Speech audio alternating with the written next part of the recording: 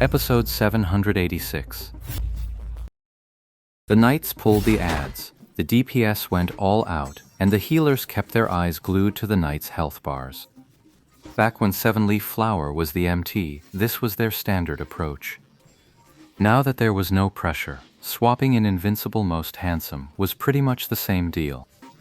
But given everyone's awareness of Invincible Most Handsome's gear, a single question lingered in every mind. If he were stuck with that low-tier equipment, could their combined efforts even help him? The answer was rather awkward, because it seemed like no. The knight's coordination was shaky from the start. 7-leaf one flower reacted the fastest, but the others were a beat too slow. 2 of them were late to act, letting a mob hit 7-leaf flower. At least their division of labor was clear. No one ended up pulling aggro on the same mob. After that, the DPS attacks were a complete mess. Everyone just picked the nearest mob and unleashed their ultimates, with absolutely no coordination whatsoever. Still, the knights bore some of the blame for this. They'd pulled the summoned minions, but they hadn't arranged them in positions that let the DPS shine. By the time some melee DPS finally squeezed their way to the target, the taunt had already worn off. The moment the taunt ended, the mobs immediately turned around and charged back at Wudi Zui Junlang. The knights scrambled again, each roaring in turn, their order clear enough that no one stepped on anyone else's lines. The invincible Wudi Zui Junlang, who had been guarding the boss, finally offered his commentary on the scene. What a mess.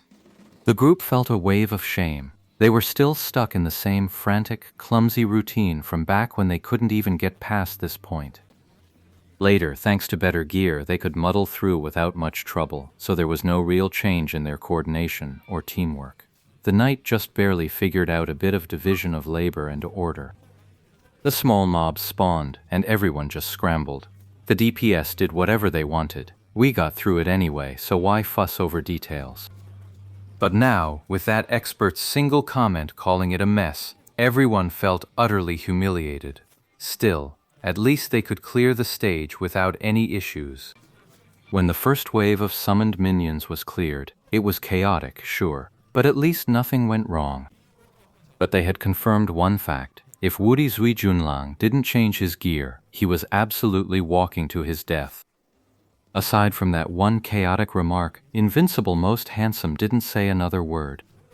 The players tried to keep their cool, but the moment the summoned minions appeared, that old chaotic habit kicked right back in. After Invincible Most Handsome put it that way, everyone took a look from that angle and one by one nodded in agreement.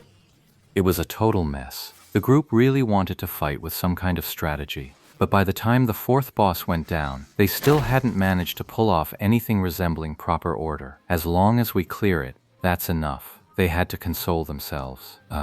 As long as we clear it, that's enough. Invincible Best Looking just blurted it out, and hearing that, the group suddenly felt it wasn't comfort anymore. It was mockery. Everyone really wanted another chance to prove themselves, but unfortunately, that kind of opportunity only came once a week.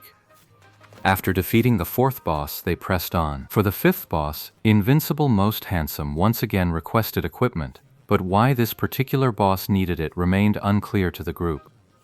It wasn't until the fight had been going on for a while that the team realized from actual combat that this 5th boss's battle took place atop several stone pillars jutting into the air. With such limited space, Invincible Most Handsome's usual tanking style, which relied on frequent movement to dodge attacks, was severely hampered. But the real kicker, this boss could teleport freely between stone pillars, and during that teleport it ignored aggro entirely and attacked whoever it wanted. For the party, that was another brutal challenge entirely. Anyone not on the same stone pillar as the boss was naturally a cleric or range DPS. Suddenly teleporting right in front of them and launching an attack. This was basically the system bending its own rules to force an OT situation for the players to handle. Shi Jiyang's strategy was to leave a knight on each of the scattered stone pillars. The moment the boss teleported in, the knight would rush over to provide cover, using taunt and shout to buy as much time as possible to survive that shameless, aggro-ignoring OT phase. So what did Invincible Most Handsome do now? He would chase the boss right through the teleport, and his speed wasn't much slower than the boss's.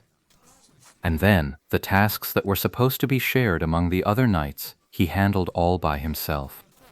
But during this OT phase, the boss attacked indiscriminately. Unless you used a skill like Taunt, there was no telling who it would target next. So the only thing a knight could do was act as a meat shield, spot where the boss was about to strike and throw himself in front of whoever was in danger. This task was grueling for the other knights, because unlike normal tanking where the monster clearly targets the knight, where even doing nothing counts as tanking, here, things were different. But now, there was no way to know where the boss would strike. You had to watch its movements, make a judgment, and then move to cover. For this phase of the fifth boss, Shi Ji Yang had never gotten through without losses.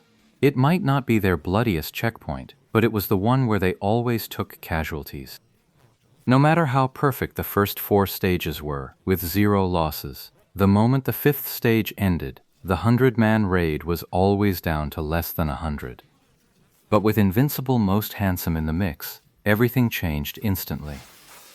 Invincible Most Handsome stuck close to the boss's trail, his judgment precise, his intercepts on point. The mindless boss still landed most of its attacks on Invincible Most Handsome, and that was entirely because he deliberately threw himself in the way. With that kind of tanking style, his cheap defensive gear just couldn't cut it. That armor was meant to dodge part of the boss's attacks to reduce damage.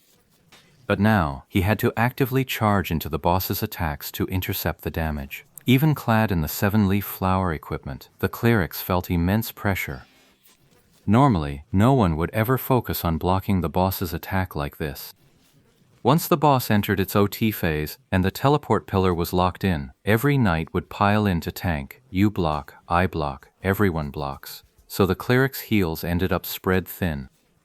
But now, Invincible and Most Handsome had taken on everyone's job all by himself, and done it even better than the combined effort. He was blocking so thoroughly that having just 1 or 2 clerics on a single stone pillar was nowhere near enough.